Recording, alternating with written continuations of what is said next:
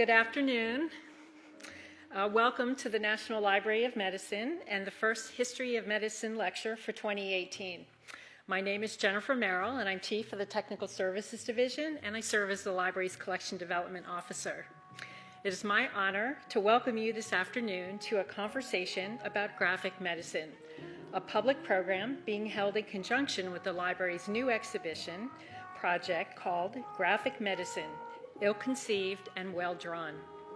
The program is being videocast via the National Institutes of Health Videocast Network, thanks to the support of the Michael E. DeBakey Medical Foundation. So welcome to our remote viewers. And I understand our colleagues at the University of North Texas, who are hosting the traveling banner adaptation of this exhibition, are featuring the videocast of this conversation as part of their public programming. So hello to our friends at UNT. So before we get underway, I would just like to express my appreciation to my colleagues, Jeff Resnick, Chief of the History of Medicine Division, and Patricia Toohey, Head of the Exhibition Program, for asking me to introduce today's program. Let me tell you that our next lecture is scheduled for April 5th at 2 p.m. in this auditorium and will feature Trevor Owens from the Library of Congress. He'll be speaking about the digital history of science, technology, and medicine. And now for this afternoon's main event. Over the past decade, graphic medicine has emerged as a new and meaningful form of medical literature. Our collection development staff reviewed this genre of literature and its relevance to the NLM collection development policies. They determined that graphic medicine should be in the library's collection, and this was the first step in making this exhibition possible. So today, we have the director of the National Library of Medicine here in conversation with a very special gathering of some of the leading creative and intellectual practitioners of graphic medicine. Dr. Brennan and our guests will engage in a conversation until about 3 p.m., at which time she will open up the conversation to take questions from the audience here and our virtual audiences too, via the hashtag NLMHistTalk. And the afternoon will wrap up promptly at 3:20 p.m. For our on-campus audience following this program, and beginning at 4 p.m., our three guests will be in the bookstore of the Foundation for Advanced Education in the Sciences, located in the NIH Clinical Center. So Dr. Patti Brennan has been director of the library since August 2016. Since assuming leadership of the library, she has led NLM through a critical strategic planning process with an emphasis on data science. Joining Patti in conversation is M.K. Czerwiec. M.K. is a nurse and artist in residence at the Northwestern Feinberg School of Medicine and is a senior fellow at the George Washington School of Nursing Center for Health Policy and Media Engagement. M.K. co-runs Graphic Medicine, a website that explores the intersection between the medium of comics and the discourse of healthcare.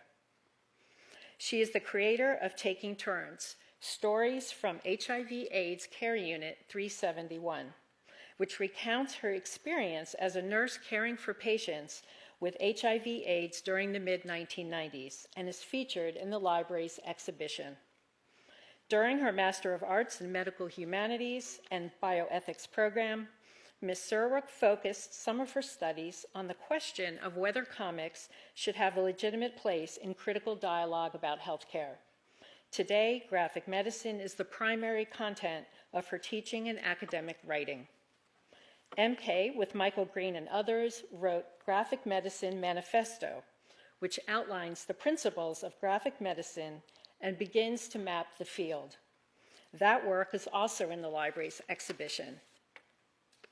Michael Green, who is our next conversationalist, is a physician and bioethicist at Penn State University's Milton S. Hershey Medical Center.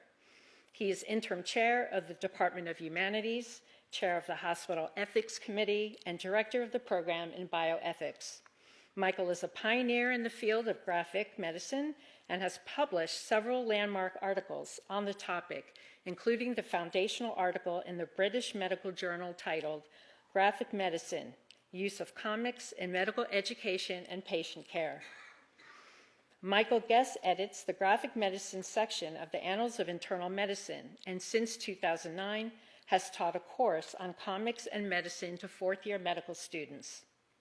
During one of his classes, Michael invited New York Times bestselling artist-author Ellen Forney to speak to his students. So Ellen Forney is our third guest this afternoon. Ellen guest curated Graphic Medicine, Ill-Conceived and Well-Drawn. She has published numerous graphic novels, including Marbles, Mania, Depression, Michelangelo, and Me, also part of the library's exhibition. She is currently working on the sequel to Marbles, titled Rock Steady, Brilliant Advice from My Bipolar Life.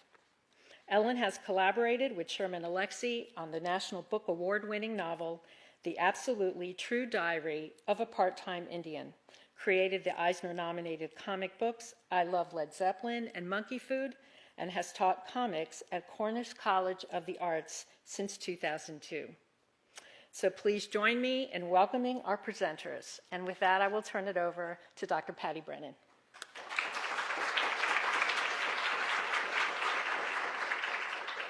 Thanks very much, Jennifer.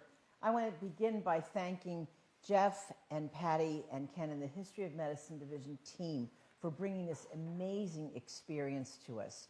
At this day and age where we are so focused at NIH on data-driven discovery, to realize a whole new genre as data is out there waiting for us is extremely exciting. I also want to thank our guests for being here this afternoon and for their work that they've done to share both the experience of being person as well as the experience of training health professionals through an entire new media. I'm sure we're going to have very interesting conversation and very interesting comments. Now I want to know a little bit about the audience here. How many in the room have read, if you can call it read, a graphic novel? A good number. This is terrific. And how many of you go to the Comics First on Sunday? Okay, they still do come in paper, by the way, if you're looking. Now, how many of you have gotten to see our beautiful banner exhibit and some of the materials in our exhibition yet? Terrific. And there'll be time today for you to walk up here among the banners and to take a look at our books and to come upstairs. Now, comics and graphic novels and library exhibitions are not medicine. They are the way we display the artifacts of medicine and engender dialogue and conversation about this. The term graphic medicine was new to me as we started to plan this exhibition. I kept calling it graphical medicine for the first couple of weeks that Jeff had been talking to me about it. And then I realized that graphical medicine was a representation that professionals put over what they thought were life patterns. And what I realized that graphic medicine is a different kind of representation put over life. Today's conversation and the preparation for it for me have been a mini seminar in looking at new ways to interact. And I'm drawn to this deeply by my experience as a nurse, but I'm sitting here today with you as a library director. And I want you to understand the importance of a systematic collection of a representation of the way health is experienced in the 21st century is the fundamental commitment the library has to society. And Jennifer's work and the work of our collections development team is essential in recognizing that the way we understand, express, and communicate about health and preserve that communication and representation is why the library exists. So I'm grateful for the foundation, and I'm grateful for the settling, the situating of this conversation today, not across the street in the clinical center, but here in our library. I'm going to begin by asking each of our guests to give a brief hello commentary to you. They may tell you more history or may tell you what they'd like to accomplish today. Then I have a few questions for them. I'm sure, given the 12 minutes we spent together upstairs, that the dialogue will move very quickly, and I won't get to say very much after I get through this introduction. Afterwards, we will have time for questions, so I want you to be jotting down your questions or ideas or thoughts so we have time for dialogue with the whole community. Let me begin with MK, though. The nurse power is taking over first. We were growing up around the same time in the AIDS experience, but you chose to express the experience of people with AIDS in a very novel way. Can you tell us a little bit about yourself? So I'm a nurse who makes comics. I have an elevator speech. All right. When you do something unusual, it's helpful to have an elevator speech. And mine is that I'm a nurse who uses comics to help me contemplate the complexities of illness and caregiving. And that pretty much sums up what I do and why I do it. And when I say uses comics, I mean that I make them, but I also read them. I also teach with them. I use them as a living, breathing way. In a lot of ways that you just testified to, that they bear witness to this experience of what it's like. And yeah. Can you tell me what you look like when you're making a comic? Oh, I don't know. Probably really focused. Focused? Because I'm a really excitable person. But Okay. there's something about when I can start drawing that it just tunes everything else out. If I'm really comfortable and know what I'm doing, as opposed to just making a quick sketch. But when I really, like, a project in mind and I'm doing a page that's a part of that project, everything else tunes out. It's the closest thing I probably know to what meditation could be like. Really? Okay. And do you do your own narrative or storyline and your images, or is that a paired project? They go together for me. Okay. I'm one of the cartoonists. Now there are cartoonists who can storyboard the whole thing or pencil the whole. I literally let it kind of come to me as I'm drawing. I vaguely know what I'm going to do and what section I'm covering, but I like leaving a lot of room for the unknown to show up on my page. So I can guarantee you did not cover this in the School of Nursing. So how did you enter into this process of expression of the care process and the care concerns through graphic strategies?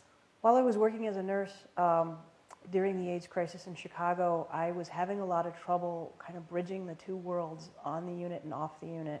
Mm-hmm. And I was having a lot of trouble bridging kind of my own life story with this intense experience of grief that we were all bearing witness to at the time, and just losing friends. And I would write in a journal, but then there was a point where words were just overwhelming. I couldn't tell that whole story again. It was just too much. It was like reliving it. And then so I would paint. I came home from work. I'd worked 3 to 11 shifts, so I'd be up till 2 o'clock in the morning, and I started painting these boards that would serve as sort of memorials to individual patients that I had lost, a way to sort of have a concrete presence of them still in the world, in my own mind. And then those images started failing me because I felt like they didn't tell the whole story of what a great person this was. And so one day, desperate to get my kind of grief in order and all my stuff in line so I could go into the hospital at 3 o'clock and be effective to those patients that would be in front of me, I just drew this little picture of myself, and I drew a few words, and I put a box around it, and I thought about Linda Berry, who made comics that were not funny. They were serious. Right. And I thought, those were so important to me when I was in college, to see the way in which she told stories in that way. And so since I had one box, I just put another box next to it. And I had made a comic, and it worked. It took me to a place of hope, and I've been making comics ever since then. So I hear 3 themes in what you're saying. I hear expression, I hear resolution, and I hear inspiration. Is that a fair trio to have taken from that? I like it. Okay. Let me turn to Ellen. Ellen brings a personal story into the conversation. Do you want to begin with your greetings and hello? Greetings and hello. So this is my book, actually, that Jennifer mentioned, Marbles, Mania, Depression, Michelangelo, and Me.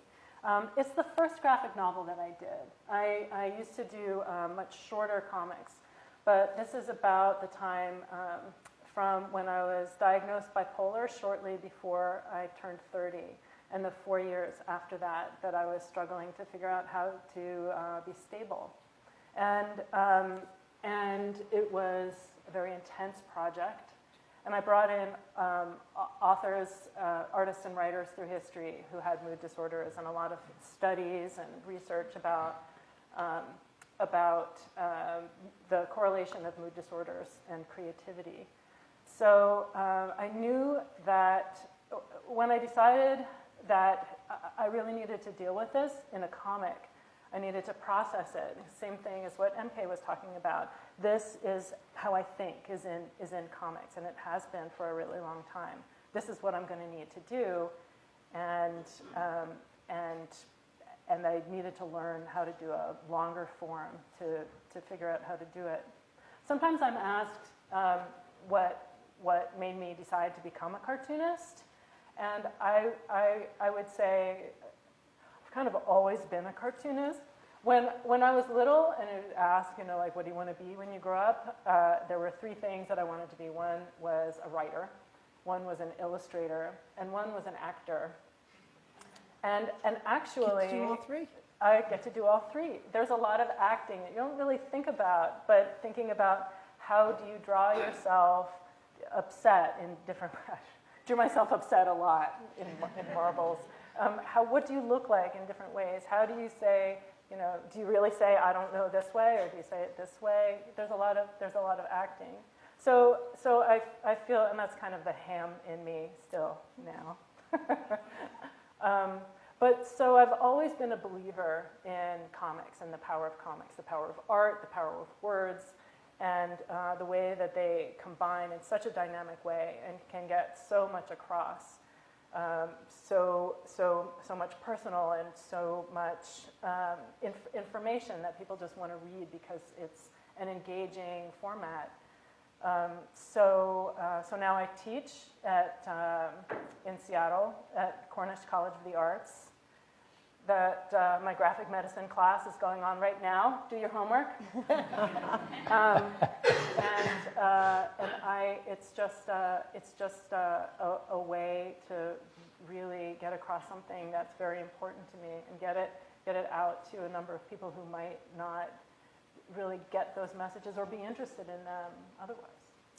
When you're constructing a comic, how do you know when you're done? How do you know when you're done? Well, I guess it's the same kind of mystery as any other art. Okay. How do you know when you're done writing a story? How do you know when you're done painting? And the answer is, you kind of get a Deadline's up? Yeah, some of it's deadline. Some of it's just sort of like, I'm a professional and I have to get it in. Mm-hmm. A lot of it really is just this feels like it's done. Yep. There's a great quote of art is never done, it just stops in interesting places. Okay. Excellent. I didn't make it up, I think it's someone famous. I can't remember who. Pretend I just said that. It was excellent, really inspirational. I wonder if you draw at different points in your trajectory with your illness, or you draw specifically after things are resolved, or you draw to get things resolved. That's an interesting question. All of the above. All of the above, for sure. I have in marbles a number of photographs, actually, of the sketchbooks that I kept. I have what I considered my depression sketchbook in the depression chapter. I have sketchbooks, just a few pages from the more manic sketchbooks. So some of that is at the time.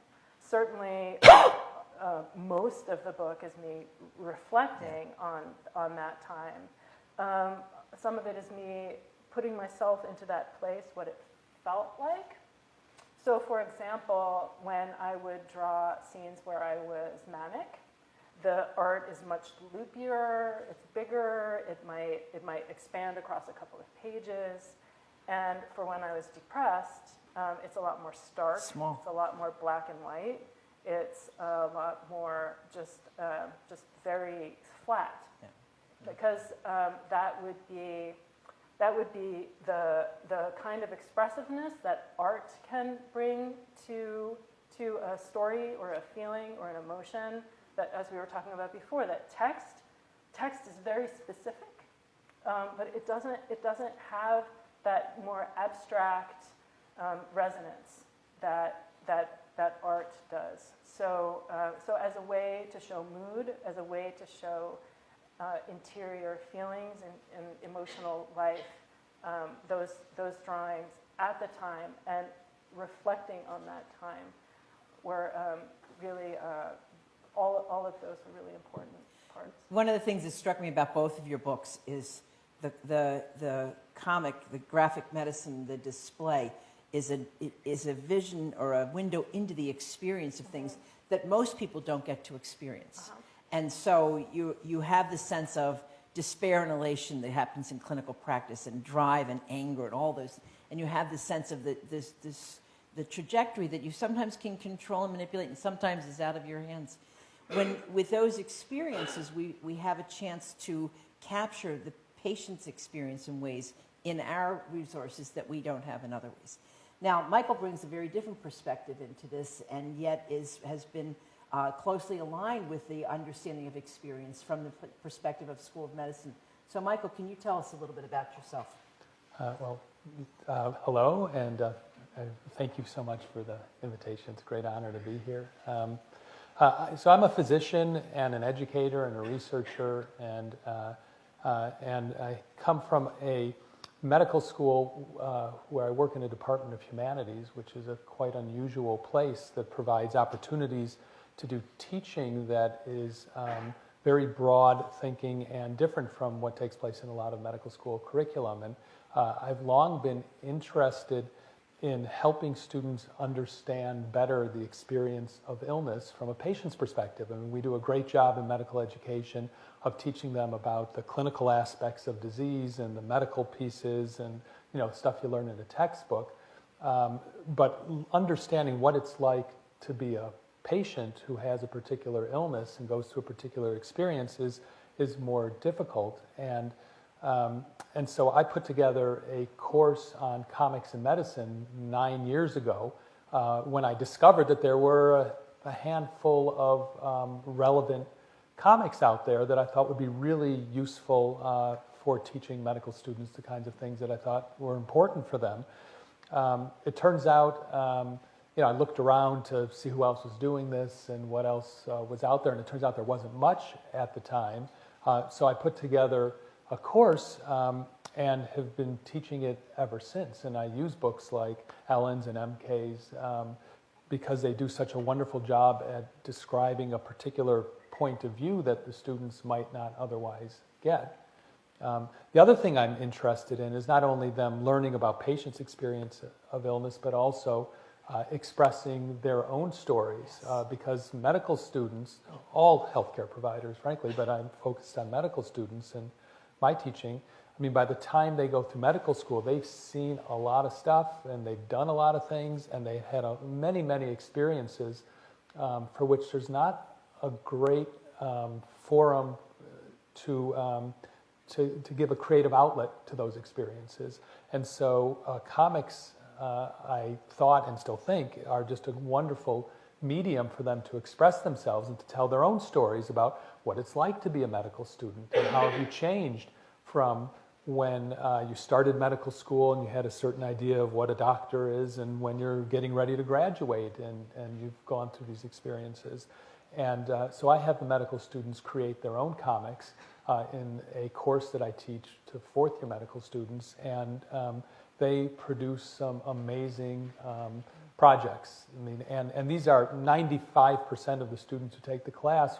The first day I ask, do you draw? Are you an artist? Are you a comics fan? They say, no, I can't. I have no drawing skills. I've never done it before. And they have very little confidence. And in the course of a month, they're producing these really outstanding, expressive works of their experiences. So I think comics is something that really brings a lot to medical education.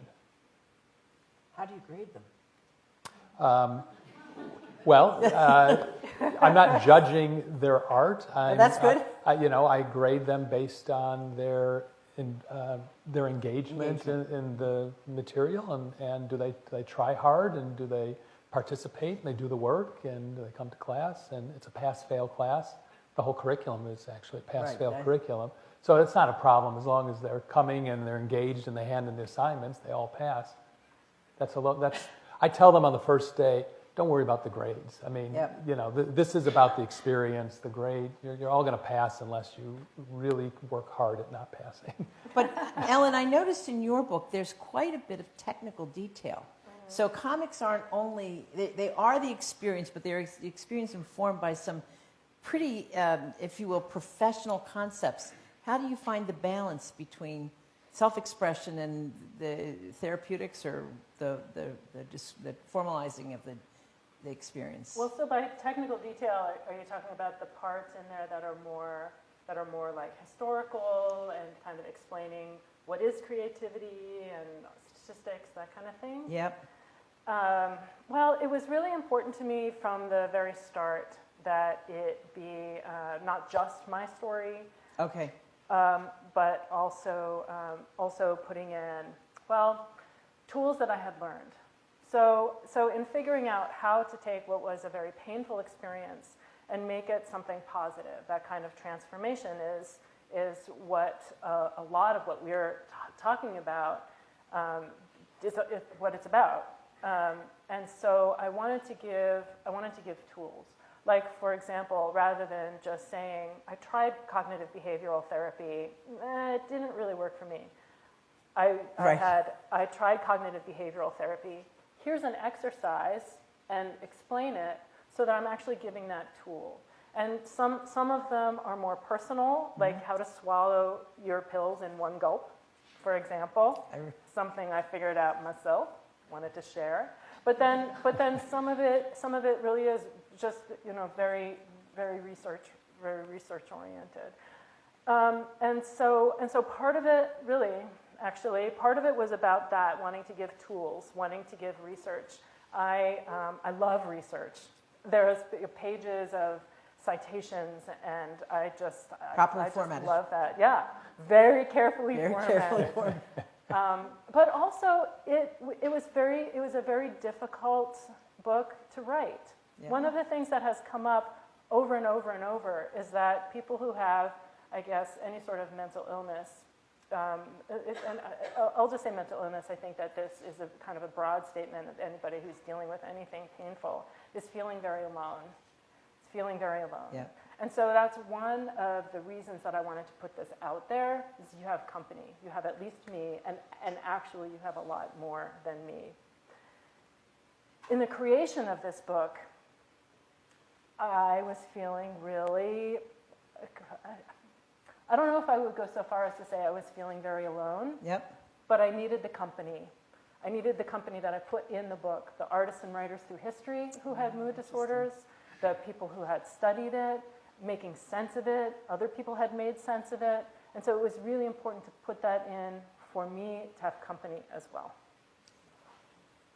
Wow. So there's a mixture of knowledge of others and knowledge of self that came out in this. And Michael, I wonder if in your work with medical students, have you used comics at all to help them gain concepts that they need for medical practice, understanding of acid-base or diffusion or therapeutics, or is it mostly focused on the experience of becoming a doctor or understanding a patient? I've used it more for the experiential aspect and the storytelling aspect, and less so for kind of learning acid-base physiology or something. But that's not to say that they don't learn clinical skills that are highly important for being an effective physician. In fact, Ellen's book is a great example. There's a particular page in there which gives the it's an excerpt from the DSM-4 or 5 or something, which talks about the diagnostic criteria for depression or mania, or I don't remember the specifics of it, but it's a fantastic description of diagnostic criteria that I've used with the medical students and that they have used to say, oh, this is a really effective way to learn about this, and then put in a broader context of, here's a list of symptoms, but then there's a story around it which actually describes that experience in much more vivid detail from a person, as a person, not just a list. It's a great combination of sort of factual information and storytelling that sticks in their minds much more effectively than simply reading the list from the diagnostic manual. And there's other books as well. There's a recent one called My Degeneration about Parkinson's disease, and it's written by Peter Dunlop Scholl, who has Parkinson's disease, and it's part story about his experience, but it's also a user manual of sorts for someone who has Parkinson's disease, and he gives all kinds of clinical tips, both in terms of diagnosing the illness, in terms of treatment, side effects of treatment, certain tips that he's used for coping with certain aspects of the illness. And the students who read that learn something about Parkinson's disease and how to manage patients with that illness. So these things are, can be very informative for both the story as well as the clinical material within it. If I can, you can just once, and then we'll go, because I want to hear about schools of nursing too. If I can add something to that. So you were talking about the page where I detail the different kinds of mood disorders. Along with that page is something that we can do in comics, which is visual metaphor. So taking some sort of dynamic, some sort of emotion, and giving a visual, giving some sort of way to understand. So with that, I wanted to show the different ways, the different mood states, the different ups and downs. And Go ahead. Go ahead. and Go for it. so this She's actually, going to be patient for I'm a couple gonna more do it. minutes. So This so is great. This is actually the bottom of that page. So there's the different. It's a list of the what is a mood disorder, and then a list of the different ones, and then a carousel showing the different ways that that moods can be up. They can be somewhere in the middle. They can be low. So I thought of a way that I could have that I could show these different ways of going up and going down. And I have gotten a number of people who have told me that this representation has really allowed them to understand those distinctions a lot better than just a text-based description. And what this gestures to is, and ties into the National Library of Medicine, because we were looking at some of these things in the collection room earlier. There's a long history between comics and public health, Yes. and comics being used in health education for exactly these reasons. And that stands true with us as providers and I think for patients. And so comics are amazing when, the way I think about it is there are three factors present. One, you've got something that you need to learn. It's really important that you learn it. Two, you're under a great deal of stress. And three, I forgot the third factor. So there's there's an incredible amount of information you need to learn. It's really important that you learn it, and you're under stress. Yeah. That's what it is. And because, so like the classic example that people in comics studies, which is a whole field, point to is the emergency information card in the back of the seat in front of you in an airplane. Right. Because also comics can potentially transcend language barrier, and they can potentially transcend literacy issues. And so for all those reasons, of course, public health is taking advantage of this. And there's many great examples of that here in the collection at the National Library of Medicine. Well, I appreciate you making that connection. I'm going to take you back to something that Michael was talking about in terms of the education and how we as clinical educators would be using comics with students. Can you reflect a little bit on where this might fit into a nursing curricula, either in the basic curriculum or in the advanced practice? I think in similar ways to the ways in which it's being used in medicine. One is that it's a great tool for the learning. So, I can picture, physical assessment textbooks having wonderful comics about the experience of doing a physical assessment and receiving a physical assessment, right? Like, so that great way of pairing that. The speech bubble and the thought bubble in the clinical encounter are really powerful, right? Because we think about what clinicians are saying to us and what they're maybe not saying is in a thought bubble. And for a patient, there's a thing they're saying to that doctor, but there's a thing they're really worried about that they're not saying. And so when I ask health providers to draw these clinical encounters, all that stuff comes to the fore, and that's a really powerful thing that the medium of comics brings its own traditions and allows us to do. But also, so teaching, and I'm a nurse, so I think about teaching nurses, but also, for the same reason Dr. Green has his students do these reflections on the experience of becoming a doctor.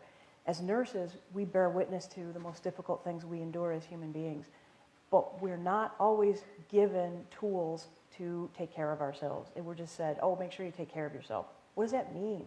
And in my book, I go into... Call me if there's a problem. Yeah, exactly. It becomes pathologized. You didn't take care of yourself, so here's the problem you have, right? But we aren't ever really taught, what are the tools in our toolkit? And for me, drawing became that tool. And for my students and when I teach, I want you to know this is a tool in your toolkit. Use it as you see fit. And just the other day, I was giving a lecture at Northwestern, and one of my students who had just finished my class came up and showed me the way in which your book had really inspired her to start drawing about her experiences in medical school. So this brings me to wonder about your thoughts on the therapeutic uses of drawing, comic creation, and comics themselves. Could you comment on that a little bit? I have thoughts about it. I just recently came across a newspaper article referring to a study, just like yesterday, which said that drawing changes the cortisol stress hormone level if you draw for 45 minutes. That it demonstrably goes down. And I didn't read the study carefully, and I can't speak to the science of it, but I can speak to my own personal experience. I mean, as MK said, when she dealt with stress of taking care of AIDS patients by drawing, and it calmed her down. For myself, when I draw, I'm an avid sketcher. There's a change in my physiology from sketching. It puts me in a different frame of mind, and I relax and calm down.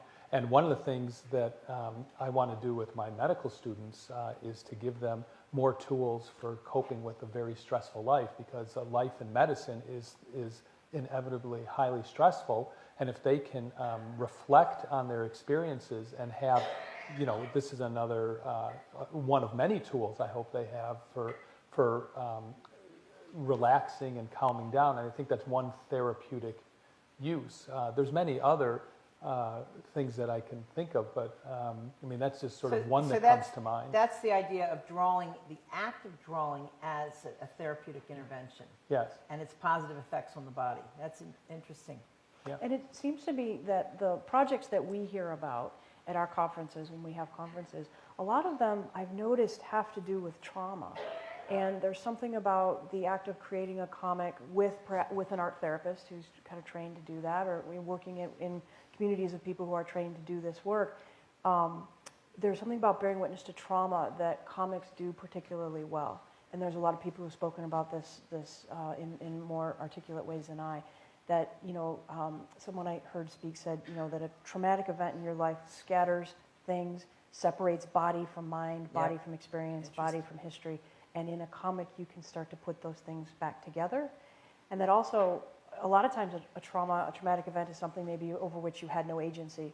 And in making the comic, Brian Feast always says, who created Mom's Cancer, he always says, you're the master of space and time. You make all those decisions.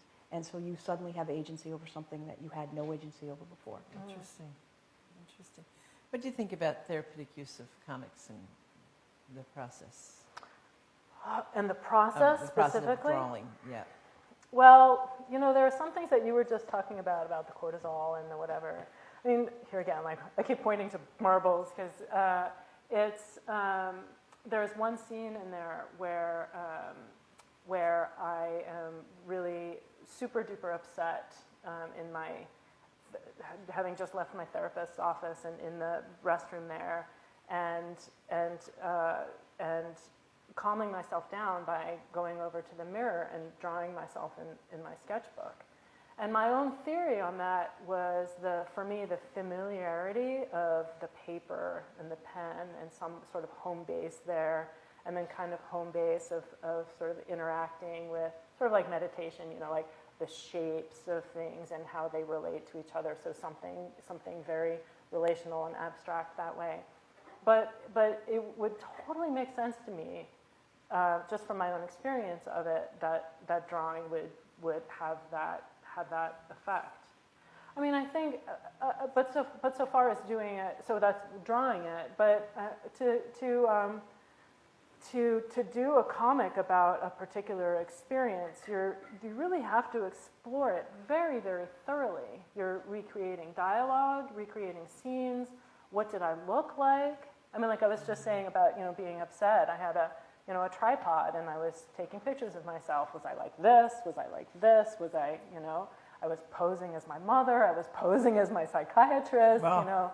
I talked with my brother about it. I talked with, and it was an extremely thorough exploration. It was, I liken it to pulling out a really big splinter. So it's hard. It's hard and it's painful, and you really have to get in there, but then you can heal. And heal in a way that you wouldn't have been able to. It's a lot of things that are really difficult to approach. It's intense, I know, It's right? intense. Well, I'm just envisioning, you wrote a whole book that felt like pulling out a splinter. Well, Yeah. not the entire thing, But I didn't do it with that intent. Right. I didn't do it like, this is going to be a big splinter that I'm going to take out.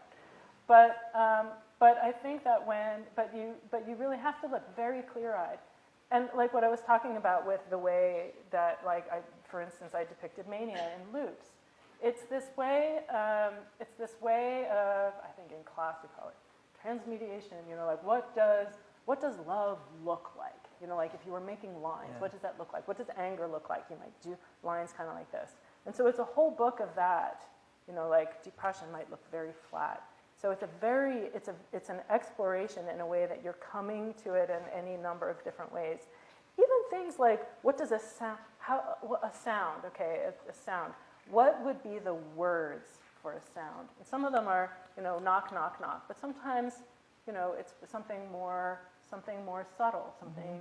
And so sorry? Onomatopoeic, something that sounds, well, maybe, or maybe it's something that's a little bit more, something a little bit more like a metaphor, or, you know, like take something that has a different quality or a different sense. What does a smell look like? Because you're putting it on paper. You have to show what it looks like. So there are a lot of emotions and things that are going on in the air and things that are going on, like anything that's an internal life, and like all of our senses are going through our brain, and that's, so getting that down on paper is, it's a very thorough way to process a lot of different things. But so far as being therapeutic as a creator, again, it wasn't really my intent, like, you know, but like what we were saying here about, well, not being alone, but also I've heard from therapists who feel like they understand their patients better, which really kind of changes the clinical relationship and what a diagnosis might be, from other patients who feel like they understand themselves better. I know that there were certain memoirs that were really important to me, Kay Jamison's and Unquiet Mind, and William Styron's Darkness Visible, giving words to things that I that were just sort of like a cloudy mess. And so to bring those, to kind of crystallize them and put them somewhere that you can read them by yourself, perhaps, you know, in the comfort of your couch, you know, and to be able to like interact with some things that are very difficult for yourself. Know that you're not alone. Right. There's hope that it will end. So therapeutic in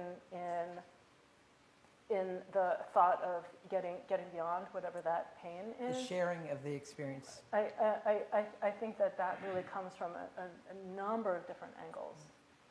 Can I just to broaden this, because I've heard stories from creators about making of comics being therapeutic. I've also heard stories about it not being therapeutic, particularly when describing a traumatic event. And I'm thinking of one person in particular who said, you know, I went through this horrible traumatic event, and then I wrote about it and drew pictures of it for 7 years. And I had to live that trauma over again and again and again and again, to the point where it was, you know, it didn't become less painful. It just prolonged that pain. And so I think it, you know, some people may have the experience of it being removing a splinter, which is great. And some people may have the experience of the splinter being put back in and dug around and jiggled for 7 years if it takes that long. And so I think that's where, you know, art therapists are really amazing. I was on a panel at a conference where it was a number of artists who had done nonfiction health-related stuff, kind of bearing witness to difficult experiences. And then one person on the panel was an art therapist who was also a cartoonist. And one of the other cartoonists who was living with cancer and making comics about it said, wait a minute, as an art therapist, you actually get a therapist while you're making your comics? Like, I so need that, right? And that's what art therapy does. It's someone who's there to be present to the things that come up while you make these things that come up while you're doing these sort of re-traumatizing things. And then you have that experience with a therapist that knows how to work with the art. Right. I mean, I was seeing my psychiatrist all through that. Yes. Not specifically about doing, but she definitely was checking in with me, and I was definitely checking in with her, because it really was bringing up a lot of stuff. I really was reliving a lot of stuff. It was really hard, and I did have a lot of help and support, and my partner was constantly hugging me. Good. I wonder if we can turn to talk about the manifesto for a few minutes and where that came from and where you'd like to see that go. It seemed like Could you define it for just a minute? Sure. So the Graphic Medicine Manifesto is a book that 6 colleagues did that had different kind of disciplinary perspectives on the ways in which comics could be used in healthcare and taken seriously in the arena of healthcare and in the arena of literature studies. And so we each wrote a chapter and kind of brought it together. And then we wanted it also to serve sort of as an anthology of some really cool work that was out there. And so we each chose an excerpt that goes with it. And then also it felt important because we had had annual conferences where people had come to us and said, I thought I was the only person in the world doing this. And there's a whole community of people who are doing this. And people have said, you know, I feel like I found the mothership. I feel like I found my tribe. And there's this great sense of community. And so at the end of the book, I wanted to hear some of those voices. So I had a lot of people using comics we had a lot of people write to us, make a single panel, about what graphic medicine meant to them. And so we could bring in a lot more voices and a lot more experiences of the ways in which graphic medicine exists in the world. And I think, and I agree entirely. And I think also we wanted to sort of create a foundational text for the field and say, this is at least how we conceive of what graphic medicine is, and here's kind of the parameters around it, and we look at it from a variety of different perspectives, and there are folks who've been involved sort of since the beginning of this movement, saying, all right, here's our take on what graphic medicine is, and keep going. Take off from there, and where things are at now, how we got there, and hopefully what comes next. Do you think the field is coalescing, or do you think it's becoming diversified? In what way? Well, as I looked through the materials, what I was actually seeing was this is in a nascent area, the formalizing graphic medicine as a school of thought, not a therapeutic, but a model of expression, a service, lots of different pieces. It still appears to me to be in its expanding stage, and the elements in this are there's not a clear boundary. Yeah. So you can't say you don't do graphic medicine because you don't do what I do. And do you see that as something that will happen in the future, or will this continue to be a framing that lots of things can be hung on, a scaffolding, if you will?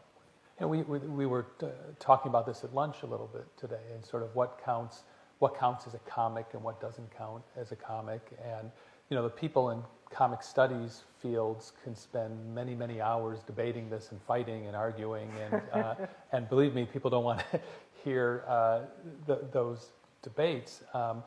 But what do you mean? Maybe they do. But as a field, graphic medicine, I mean, I think there's a little bit of both going on. We're still trying to feel out what those boundaries are, and so there's some expansion happening, and in doing so, there's some clarity, which sort of helps say, well, all right, this, what we thought was graphic medicine 3 years ago was this, and now we think of it as this. Mm-hmm. But there's clearly some things which are kind of outside of the boundaries of graphic medicine. And there's things that are clearly inside, and there's a bunch of gray area around the surfaces, and I think we're still trying to, sort out what those are. Part of me thinks, well, that's interesting question, but why do we care so much? I mean, we're not really in the business of trying to boot people out of an exclusive club, and so what's, what are the stakes? Because the question itself implies that the answer has some significance, and I'm not entirely sure what that significance is yet. Maybe there is a significance, but I don't quite know what it is, and I think the field is still kind of working out, trying to figure out why do we want to answer that question. But it is now a field, and that's an exciting piece of it. I think it is. I mean, group of people who say this is an intellectual pursuit. Yeah. As someone said this morning, the larger the umbrella is, the more people that can be under it, particularly in terms of different disciplines. Yep. One thing that's really been amazing at our conferences and in our community is the ways in which, we all talk about wanting to have interdisciplinary work, but comics are this way that different disciplines can work together Yeah. because it unifies around this thing that doesn't have a discipline. I mean, it has a discipline, of course, but I mean, it can encompass so much. So you have like ethnographers working with cartoonists, working with veterans, working with people telling different kinds of stories. And so the people who come to our conferences, it's always exciting when a new discipline is like, oh, here's what we're doing with comics and health. Like, here's a chaplain, here's medical librarians, medical illustrators. You know, all these different disciplines come together around this thing. And that's really been exciting. And then meet one another, find common interests, and then collaborate on new projects. So I was the one in this discussion that had more to say about what comics are. Because you're a professional comic because I'm a developer. professional cartoonist, you know. And an educator. And I mean, my class is about something fairly, I mean, it's about comics. And so you have to kind of figure out what is comics. It's not any combination of words and pictures, because it's not illustration. They teach illustration. You know, like, so what is, and what the definition of comics is, you know, it's kind of all over the place. I would say that, believe it or not, it's all over the place. It's a conversation that could go on and is not that interesting for most people, I admit. But kind of like a range of ways of telling a narrative. And then for me, a lot of it has to do with storytelling and sequential, and that it would be sequential. Okay. So, for example, like something that's one panel wouldn't be a comic for me, and for I think a lot of the cartoonists. But it's part of this range of storytelling, and I mean, it also gets in a little bit. Okay, so what is a comic is a lot of where I would be coming from. What is health? And that's something that has come into play with the term medicine. And if public health, which is more about prevention, counts under that word medicine. And so there's a lot in flux. There's a lot that makes sense to kind of put parameters around. But I think if we're like everyone into the pool, then maybe that makes it in some ways not as useful, I guess. So being really open or being really specific, they have their advantages and disadvantages, and I think that all of those dynamics are really important to recognize. And as a nurse, of course, working in graphic medicine, I'm thinking, well, I'm a nurse, am I included in that? So I do want to put a plug in for the person who coined the term, graphic medicine, Ian Williams, who's a doctor in the UK, and he said that when he came up with that term, it was almost meant to be a bit of a joke. That is, if the graphics, the comics themselves could be medicinal. Like they could be the medicine. Interesting. He was looking at the therapeutic side. Yeah. So we have just about 4 minutes before we're going to be opening for your questions, and I'd like our guests to give us a little clue what will happen in the next year in your field while you're thinking of your questions. Ready to begin? I think, part of what we've just been talking about, I think in some ways gestures to what I hope will be happening was sort of, this group of people and these conferences that we got together and we realized that something amazing was here. And so then the question is, what kind of strategic planning does it need? What kind of, rudder does it need to steer it? Maybe it doesn't, but really looking at some of that from a kind of organizer's perspective. And then for me, medicine is meant to be evidence-based. And so if we are using these as therapeutic interventions with patients, the research, and Dr. Green's doing wonderful research, and there are a lot of great research projects going on. When is the great moment to be talking about and using a comic with a patient? What kinds of comics are good to be used with patients? What kind of follow-up? What about making them? All those things, I think, the research that supports the best practices, the development of best practices of graphic medicine is what I'd love to see be a big part of our future. Interesting. Ellen, what would you like to see in the next year? I think it's so exciting. Just like the different ways that it can be, the way that it is being used and getting out there, responsibility. And my own book is coming out. A second book. It's the follow-up to Marbles. It's called Rock Steady: Brilliant Advice from My Bipolar Life.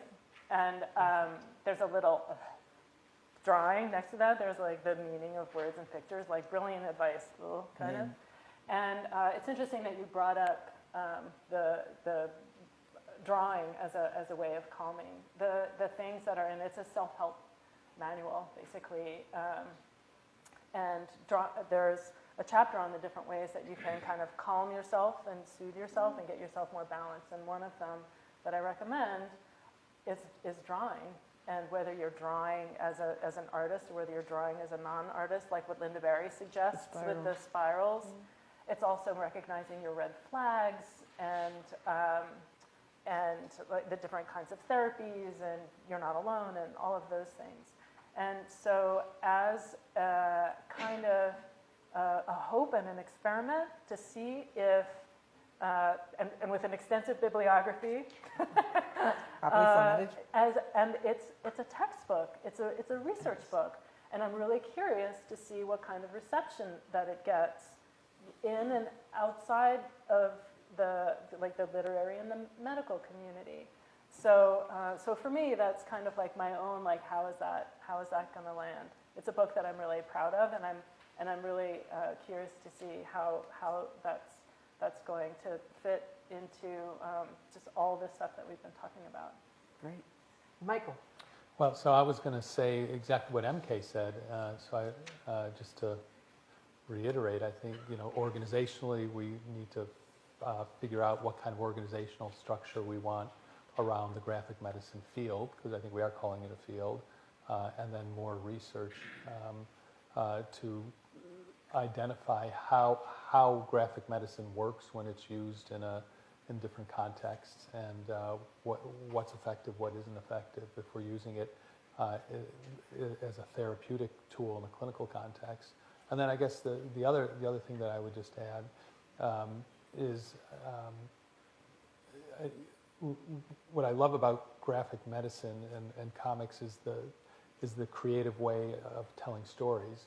And I would like to just see, in general, more creativity in the medical field in general, because it tends to be a field where there are these stories, and there's not a lot of outlet for telling the stories. And this is just one more way of doing it, and I would like to see it disseminated more broadly within the medical profession. Well, and I'm not just talking about physicians, but throughout the health field. Well, thank you very much, and thank you very much for letting the National Library of Medicine be a part of this conversation. Now we're going to open up to the audience for questions, and Patti, are we able to take questions from the stream also? Yes. Yes, so Jeff is managing questions from the stream. So I see a question. I'm going to ask, as you ask your question, there's buttons in front of you to turn on the microphone. That will help the people online be able to hear you. So please begin here. Thank you. Yes, my name is Laura, and for the past year or so, I've been trying to identify and to order these materials that are so wonderful, with the fact that a lot of this creativity is coming out in small publishers, self-published conference proceedings that if you weren't there, you can't get it. What type of trends do you see in terms of, our traditional way of ordering books from a book vendor that doesn't even carry the sources? So are you a librarian? Yes. Yeah, so we've had a wonderful colleague, Matthew No, and he has been working on a grant to kind of really gather that landscape and document it. And we're really excited for him and the work he's doing through the library, the medical libraries, to kind of get that work kind of organized in a place. And I think we're hoping to find great ways to make that available. I co-manage the Graphic Medicine website. We absolutely could be a hub for that and would share that, but I think there probably are even other better systems in the library system of kind of gathering that database of, we originally wanted our website to be a resource like that, but it's taken on so much. So that say, I'm a nephrologist in Kansas and I want to know, are there any graphic novels about kidney transplants? Well, actually there are. And so if I could go to the website and just have that search. But the field is expanding so quickly, and there are just two of us kind of trying to manage the site. It's been amazing, but also hard to keep up. So we've got things in the process now, and this is where we're so excited the librarians are coming into the community and helping us, because that's what you do. You know how to organize information, and you also want it organized efficiently, and you know how to do it. So we're so excited that that's going to be part of the work we do. And a brief follow-up, international trends? Yeah, this is, I don't want to answer this, but this has been really exciting. So I do want to give a shout out to our sister site in Spanish, Medicina Grafica, which is organized by Spanish-speaking scholars and healthcare providers who just really wanted to do this work. We have then received presentations at our conferences from projects going on throughout India and in Japan and in different cultures that have, in a lot of ways, a deeper kind of long cultural history with comics. You know, we went through a time where it was like, this is juvenile and we don't do this. But there are other cultures that have much deeper and richer traditions with it. And so we're hearing about those projects at our conferences. And I know that some of these texts are being right now translated. I think Brian Feast just posted on his Facebook page that Mom's Cancer is currently being translated into Japanese. And so we're seeing these books kind of coming out. And I know your book is in other languages? Six languages, right. So yeah, so this is happening, and then it's a question of, yeah, when we organize that information, also make available, it's available in other languages, and I don't mean to steal the answer to this. No, you did fine. I mean, I would say just our conference is meant to be international. We've held it in the UK, Canada, and the US, and we've been doing it for 8 years now, and we want it to be international. And Susan Squire and her colleagues did the project Pathographics in Berlin. Yeah. So that was a bringing kind of the German-speaking element of it. Yeah.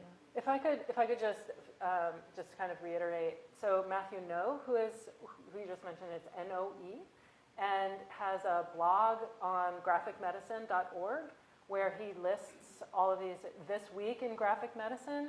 And so if you wanted to get in touch with him, you could do it easily through there, and then you could keep in touch with, I mean, that doesn't necessarily have to do with the availability and the ordering that you were talking about, but that would be a very specific avenue that might be fruitful. And we've seen one other really innovative, wonderful library project. The Ypsilanti District Library outside of Ann Arbor, Michigan, has done some really amazing work developing, I think, what is the largest publicly held collection of graphic medicine. And they had gotten a Will Eisner grant to do that.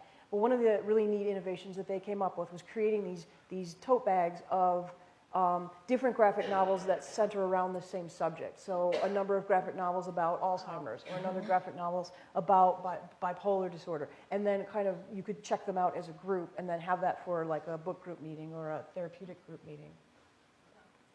Is there another question? Yes.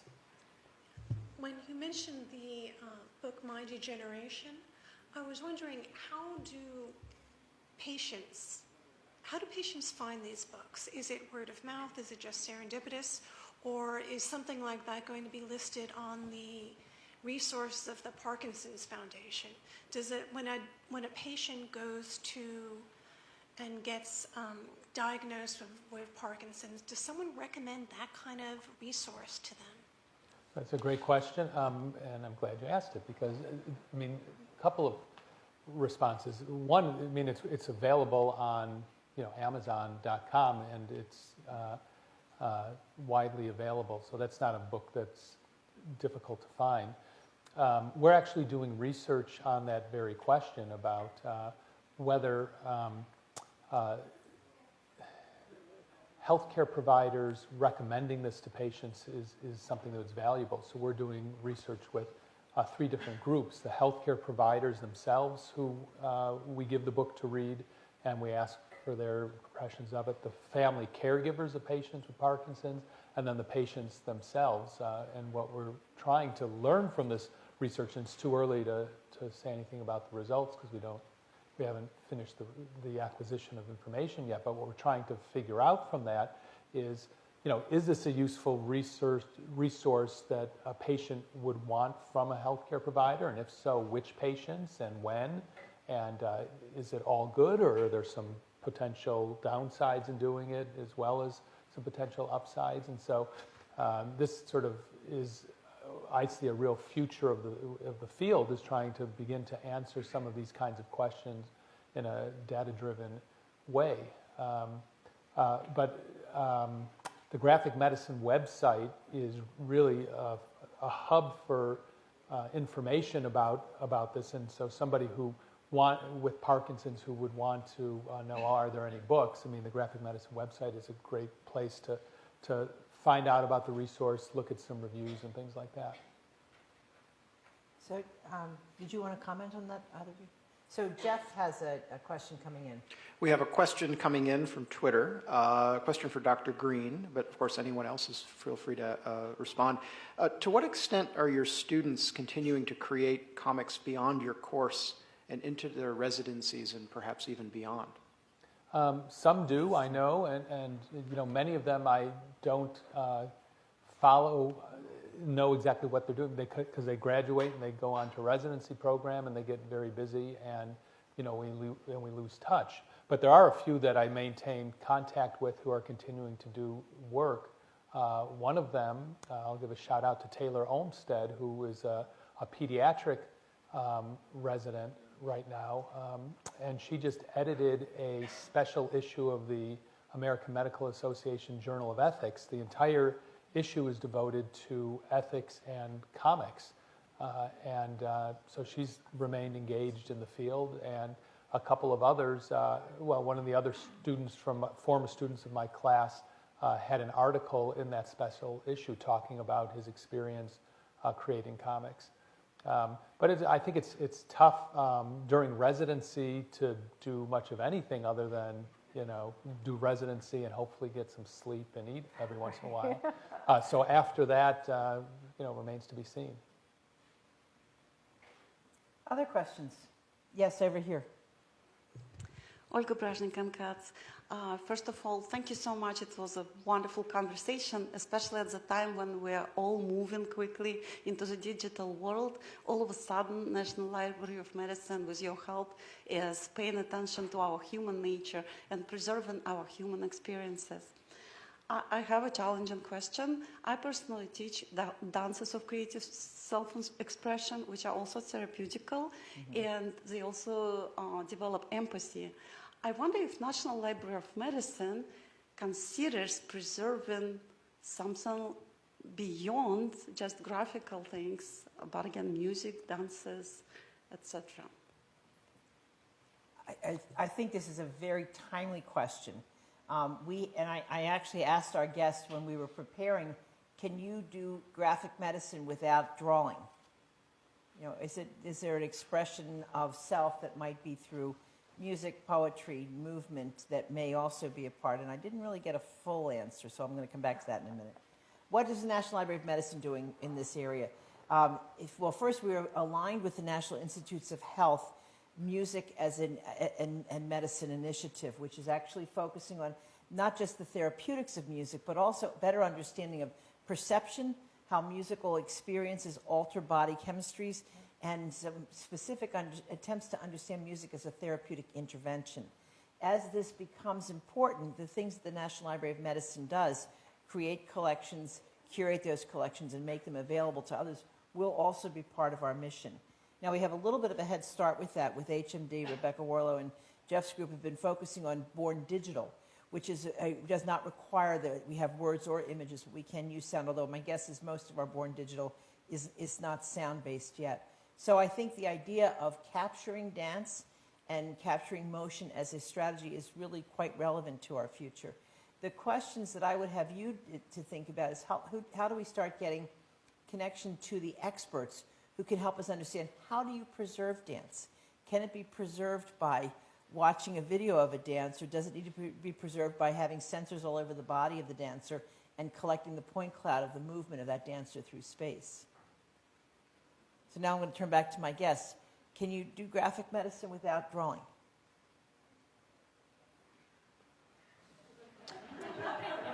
I can think of one example. So I was very, very, very fortunate to be part of a class at Duke University where they spent a part of their semester staging my book. Oh, interesting. As play. Interesting.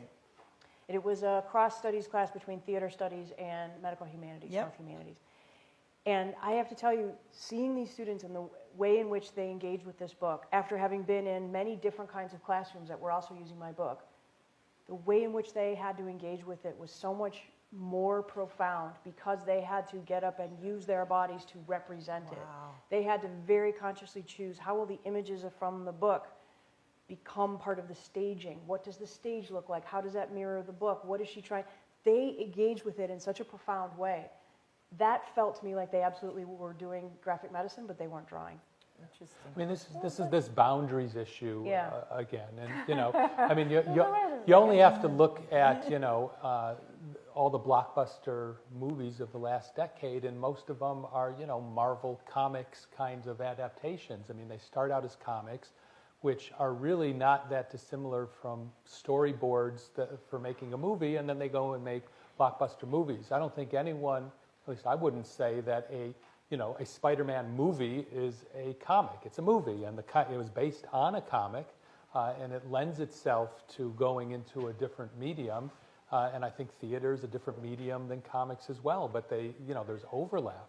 But that's the boundary issue again. Bill Doan is somebody who's doing some work that's blurring those boundaries. He's been making some comics and then performing them on a stage, which is really quite interesting and innovative.